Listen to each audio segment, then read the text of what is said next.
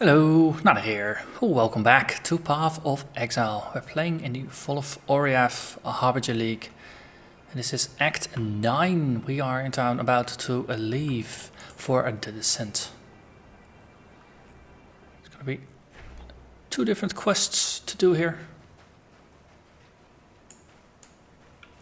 Need at least two major quests that are part of the main storyline of the area.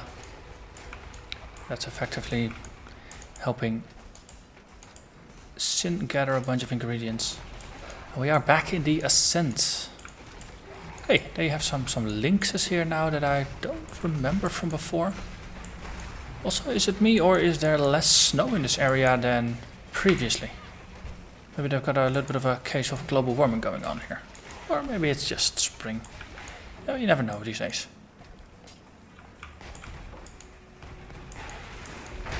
So there's a couple of changes. I felt, as is always the case, I slowly upgrade my gear as I progress. Whenever I find a decent new rare that can take the place of an old one, I'll swap it in if there's not too many downsides associated with it. So in the current case, I've upgraded to a new body armor that has a very nice resists. And it came with 4 blue sockets. So as an experiment, I've dropped Life Leech and replaced it with Spell Echo. Because most of the time I was fighting on my energy shield anyway. I was not really doing a lot of self-casting where the Life Leech would be useful. And most of the time, like here, when my energy shield goes low, the whole idea for me is to get the hell out and rely on my life flasks to keep my life topped up, rather than doing something heroic, because more heroism usually gets you killed. Okay, there's some Harbinger stuff going on. Some Harbinger shard, Horizon shard, Harbinger shard, Horizon shard. It's nearly stacked. Could have been a double pack. It happens sometimes. But also here, if you notice, I'm just self-casting it a couple. I was gonna say I was self-casting the Dark Pact a couple times, but there's still some skellies around. Okay, no more skeletons. So here, if you self-cast it, notice that life actually regenerates rather rapidly. We got a little bit of life leech from the tree. We've got a stone golem that gives us plenty of life regen. And of course we got 2 life flasks that are eternally recharging. I was going to say that are supposed to eternally recharge as a side effect of Rislava Soul. But I realized we gave that up for the reflection. So interesting thing there.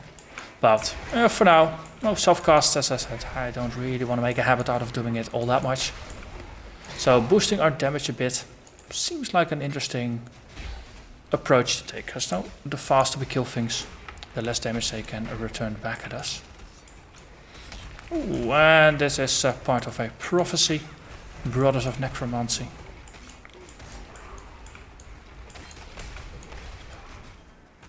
At least everything purple is quest related. That's a big goat with a big hammer, or a big club.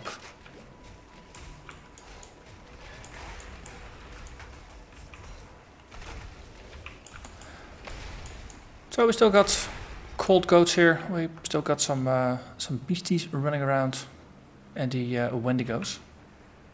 So a lot of things they look relatively the same. The exit over here though is something that is relatively new. Or it was there, but we just couldn't use it before in Act 5. So we get a supply hoist that will drop us down into the canyon down there.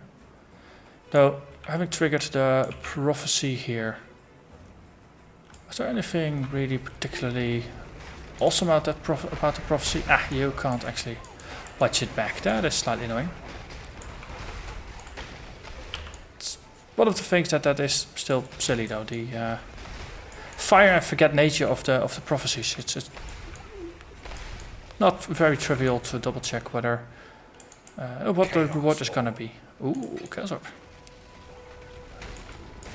So, given that this is new content, let's actually take the opportunity to just do a full clear of the area. Incidentally, that will also help me clear out the prophecy. And it will just allow us to see everything that is to see here. Okay, so that bridge looks kind of devastated. Luckily, that was a little bit unexplored over here, and it is probably the way forward. Okay, I stand corrected.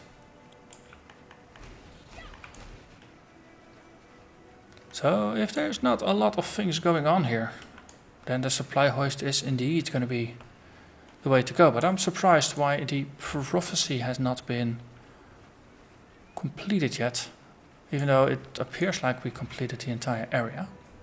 Fun bit of doing new content, or maybe this is not an exit. This is not an exit, this is just a different area on the same map. That makes things tricky. Okay. I think this is something they have been doing more often. Anyway, the further they've got. They being the devs, that is.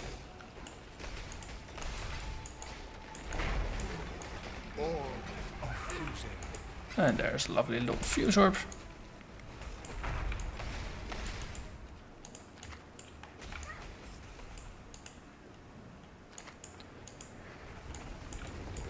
Okay. Lovely, these golems just animating out of the frozen rocks that are lying on the floor. But most of the time they're dead before they can really awaken.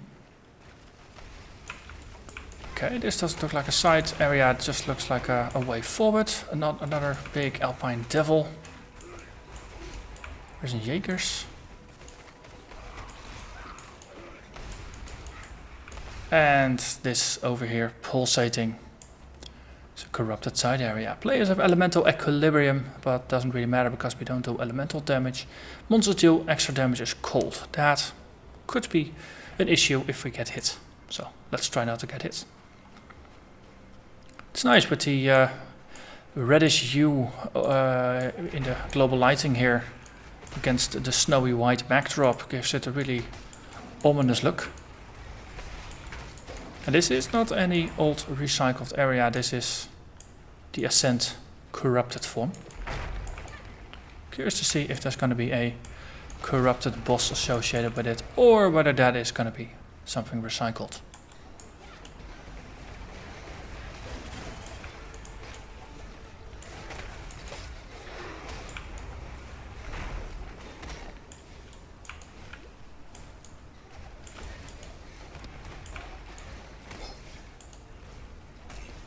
Okay.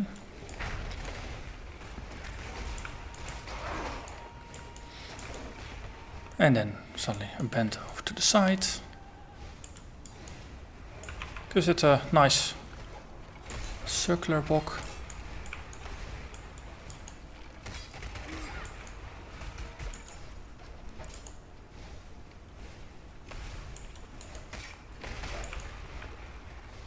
And a bridge. Okay. Very nicely a throwback to the Ascent. At least which originally had a bridge in it as well in the end of Act 4. I think technically it was the end of Act 4. That's the Dried Lake boss, isn't it? The corrupted Dried Lake has a lightning dude like that. A little unfortunate. Also, we're completely filled up on gear, so let's empty our pockets.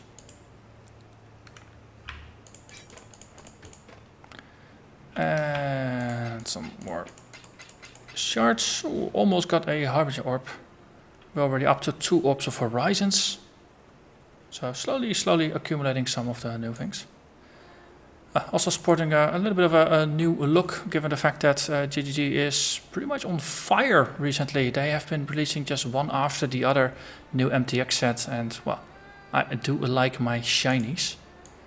So this is the Wasteland Warrior set with a helmet, a body. The cloak is separate. It's a bit of a torn cloak. You got the boots and you got the gloves. The helmet, normally you actually see your eyes. Come on.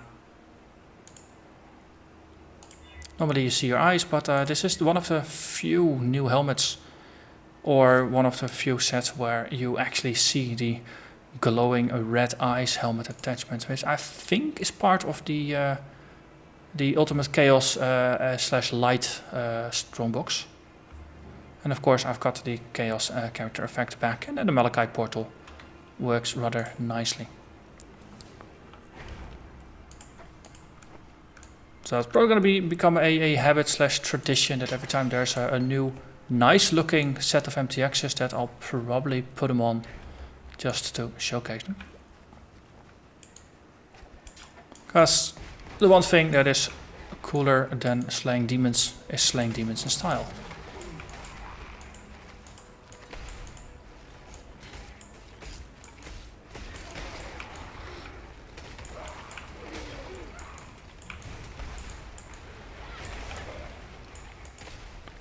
And it's also given the fact that most of the MCXs are pretty freaking expensive. I figured it's a good use to just showcase as many different ones of them as I can. So you also have an opportunity to see as many as you want, or as possible in game. So you can see what's there before you decide to buy something. Orb of fusion. A bond of blood breaks, but from the carnage, new bonds may be formed. Lovely. Orb of fusion. So that was I think it was a prophecy for killing a bloodline. Getting 5 fuses for that is pretty darn nice. But yeah, no, go slowly, just slightly getting back to the topic of the MTXs. 4 of shared flesh and blood. Yes. Some of the MTX sets, especially the armor sets, they are more expensive than most indie games. Heck, the cost is on par with that of AAA games. So using the videos that I make anyway to just showcase a bunch of the MTXs to help you see what's there, and also how they look in game instead of just only in the demonstration videos. It helps you inform yourself and prevent you from making purchases of things that you don't like, because it's a waste of money otherwise. Waste of a lot of money otherwise. Okay, Albion. Okay, this is the generic one of just kill things until invisible timer has expired. Luckily, we can do that. Every once in a while, just resummon the totem, and for the rest, just channel Dark Pact. Really, with this kind of event, the build becomes pretty easy to play, because all you have to do is just hold your left mouse button, and every 10 or so seconds just recast the spell totem.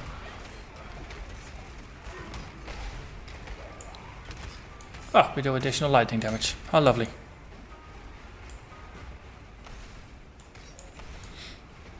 Ooh, raises that.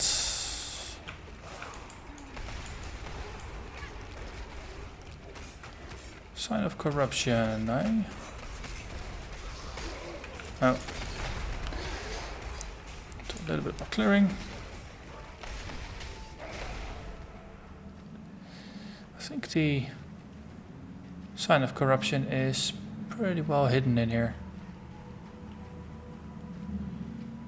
Yep, okay. Too bad for me.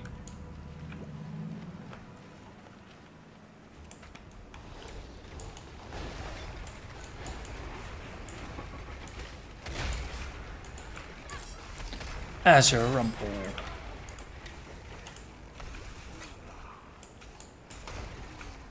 Okay, what's in the box? A rogue exile, that is my favorite thing to find in a box.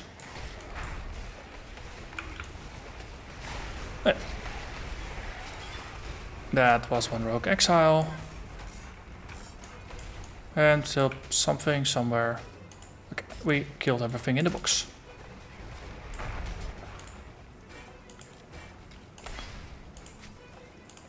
Okay, we're slowly filling up again, but we do have the space here.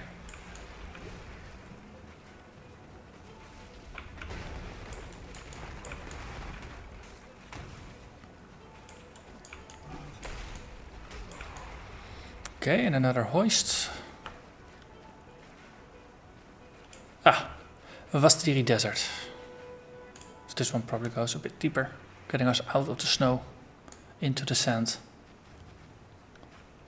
So now we are down here and we split up into 2 areas. It's a level 61 area. I'm 66 by now, so... Oh, I do have a slight level advantage here. Wait, what?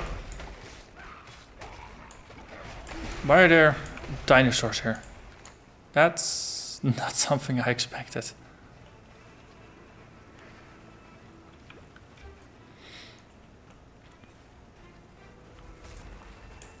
And scorpions. Ugh. Aha! Zombies. Or skeletons. No, not mummies, I mean. Yes. Okay, so an area filled with mummies, scorpions, and dinosaurs. That's a little odd.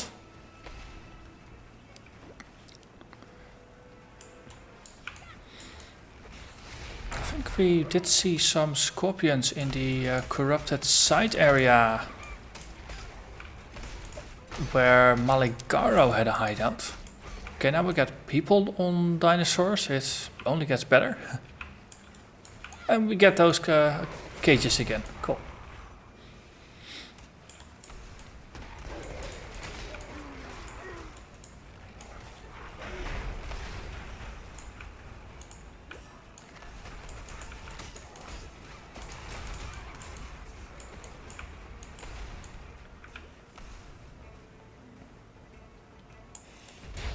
Nope, maybe I got in a little too far.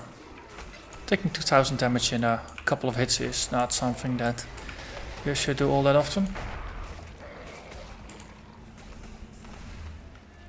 And just trying to zig and zag from one edge to the other, just to do more or less a full clear. See everything there is to see about the area. There's a totem there, could be an exile, ancestral power. That is the other explanation.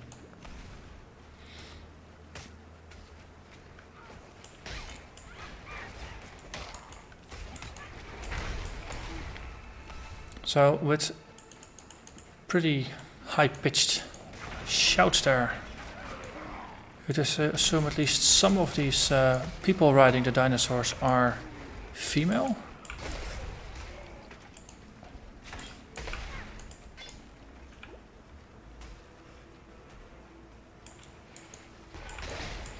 Desecrated Marrakech.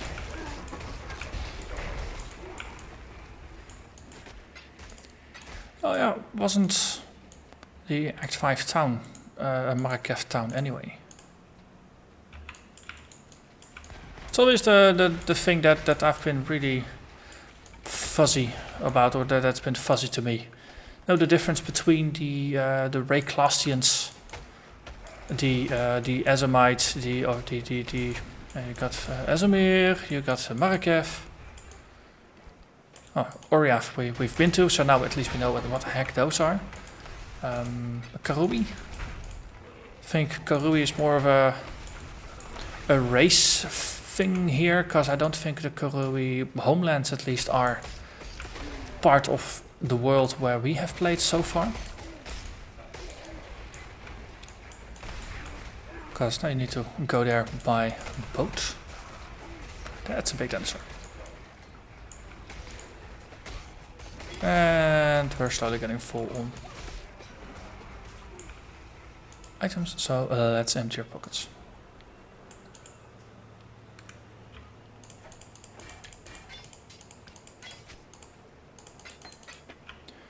Okay, let's just get rid of a couple of those and then back out.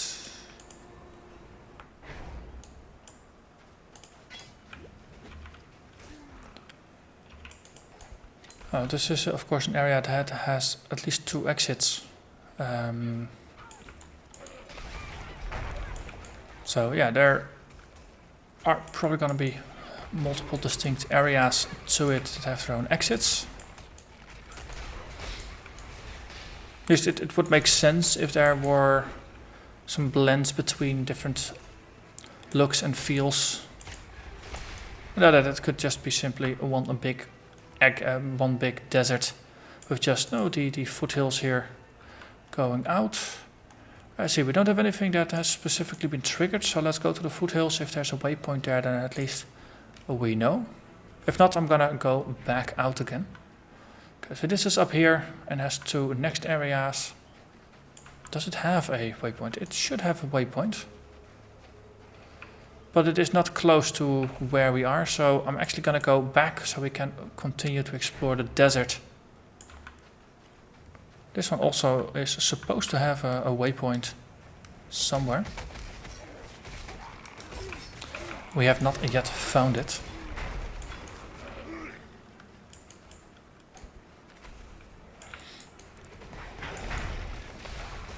But it's interesting. Of course, I played all the way through Act 8 in the beta, so that is all familiar content to me by now.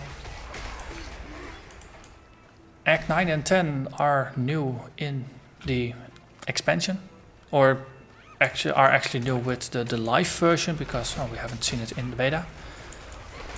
And from what I understand, Act 10 is relatively short, and Act 9 I really haven't heard all that much about, so I have no idea whether this is going to be a long area, whether it's going to be short.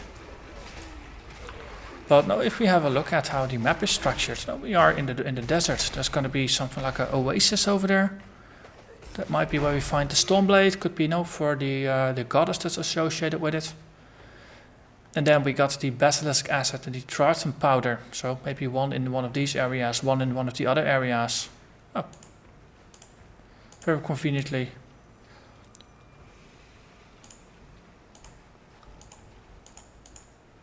There's not even anything pointing there. Because the Stormblade is over here. That's over there. But yeah, it could be that there's maybe like 1 or 2 extra areas. Could be that there's more in here, because of course we're going to go after the beast. But this has the potential to be a relatively short act compared to some of the earlier ones. Oh, Fossilized Spirit Shield, that might be one of the endgame types for us. And a 5-socket 4-link Necro body armor is of course useful.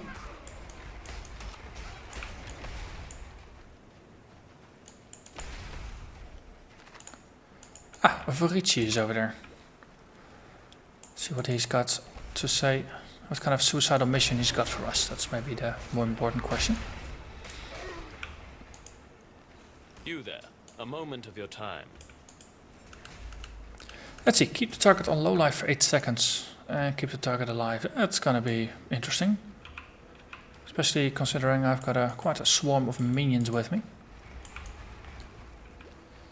And there is another exit over here. It's the oasis. So that's the one over there. So at least we know where to go after this.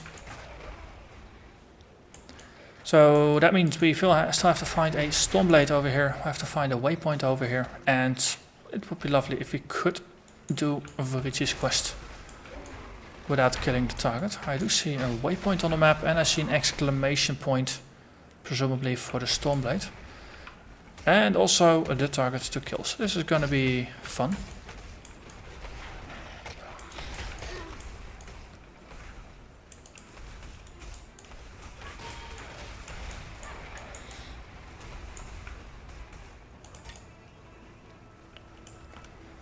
Storm weathered chests. Just put the totem up. Hit it. Defeat the mummies. Okay.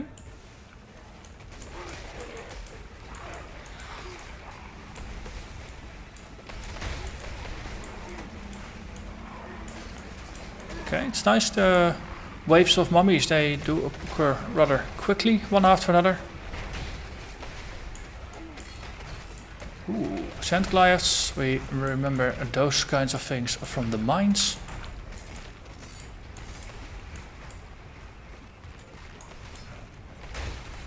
There we have one. That's it, so we got ourselves a Stormblade. Gargan sought madness and knowledge amongst the billowing clouds of a blackened sky. A vulture of pride, she would not be refused. And so the stratosphere divulged unto her eldritch secrets of its tumultuous past. Okay, so that is one thing they wanted from me. And we're reasonably filled up. Let's go back to town and see if there is more to it that we have to fulfill afterwards, or whether that's going to be it. And it's also nice to just empty our pockets again.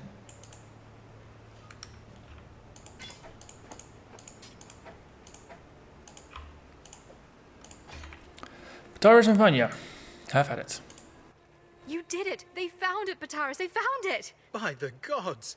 Garukhan's famed Stormblade. Do you know what this means, my sweets?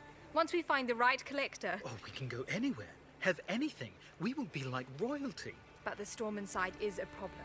It's too volatile in its current state. You're right. We can't trade away a weapon of such apocalyptic nature. This will require some pondering, my love. In the meantime, thank you, Exile. Take your pick of our stock. And that stock is a skill point and not an item. Have you ever heard much of the Marraketh legends? A truly unique cosmology of strange creatures, pagan gods, and powerful treasures. One such story talks of a magical stone dial. A Marraketh calendar, said to detail important events in the future of our world.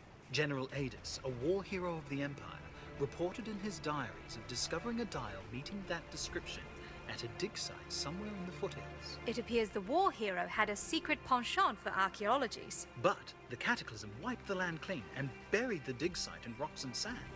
No one has been able to locate it since, nor the stone dial. Seems that with everything that's been going on of late, knowing what's due to happen in the future could be a fairly profitable ability. We know you would never have use for such a gift. It would remove all the enjoyment out of adventure for someone like you. Yet, in times such as these, our small folk could do well with a heads up if something particularly nasty were to occur. Besides, a relic like that should sit in a museum. Or our collection. Not be lost beneath the rubble where it benefits no one. If you were to track the calendar down for us, we would pay you handsomely, Exile. Yes, we are traders of antiquities after all. Mm-hmm. They're pretty decent at their sales pitch. Though I must say the volume is still a bit low. Let's see. General Adis. A noble legionnaire. But a legionnaire all the same. Pataris and I did our research on Adis. We needed to know as much about him and his dig site as possible. To make sure he was worth our while. The general was an eternal commander of the Highgate Legion. He ran a mining camp up here in the mountains. The bastard was the one responsible for controlling Karui, Marraketh, and Ezamite slaves, forcing them into the black bowels of rockfishes in search of gems. At least he treated them fairly and as human beings. A slave is still a slave, my sweets. For all his faults, the general appears to have been a good man for his time. It's a shame what happened to him. An even greater shame that by the sounds of things, he's come back. Yes, we'd advise steering clear of his old camp. Mm-hmm. When can I ever steer clear of something that needs to be killed?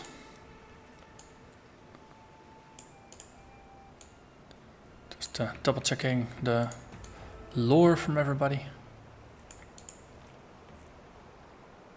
Nothing new to say. Nice. Hey. So for the skill points here, I'm just ignoring the minion leech for the moment, since the minions don't really need the leech to stay alive, and it's easy enough to recast things, and that one skill point can be used towards other purposes. Next up is going to be a Grave Pact, which is of course going to be the final increase to our minion army. Okay, so we had a quest to keep a target low on life for Vorici. So what I'm going to do is I'm actually going to removed my zombies, so my army is smaller, so it is less likely that I'll accidentally end up killing the target. Because, yeah, exactly, that way.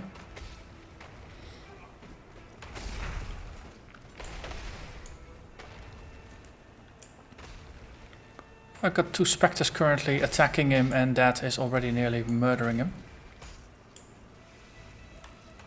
Okay, teleport over here. 3, 2, 1. Gotcha. Okay. And then we bring back the zombies. So for doing the daily missions, oh, if you got Forici as your daily, then quests like these will of course pop up frequently as well. And they're annoying to deal with, so especially because oftentimes it does involve unsummoning your minions specifically, so you won't accidentally kill whatever needs to be not accidentally killed.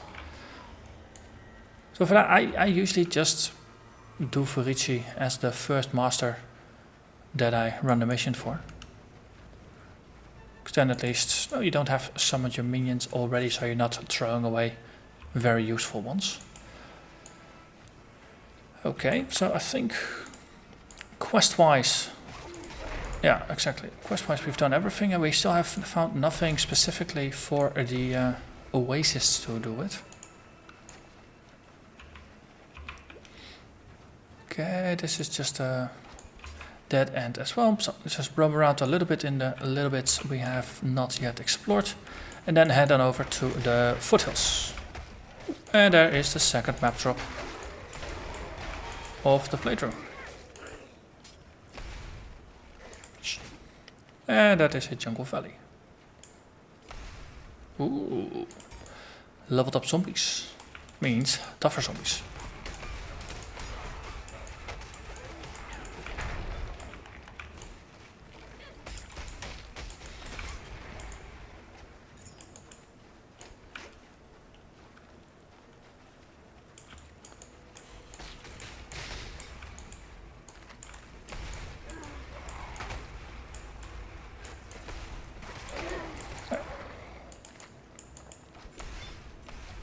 I don't think we've seen a unique enemy here, have we? Okay, that one was 20% quality. Can always hand those in for a direct reward of a quality currency. So this being a weapon, it's going to be a whetstone. But yeah, as I said, I don't think I've seen a unique here, which either overlooked it or maybe I'm just not remembering it anymore. But I don't think there was anything at the quest event either. Okay. There's something ghostly there.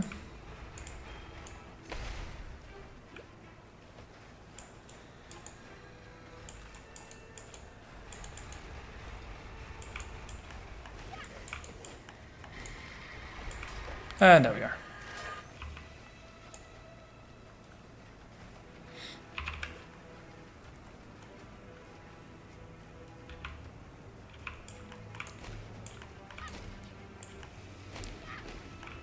And I think that more or less covers everything we could potentially see in the Vastiri Desert.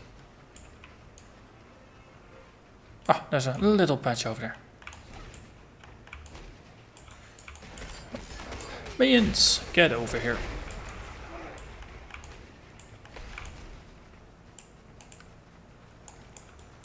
More buried undead. There are just ways to go.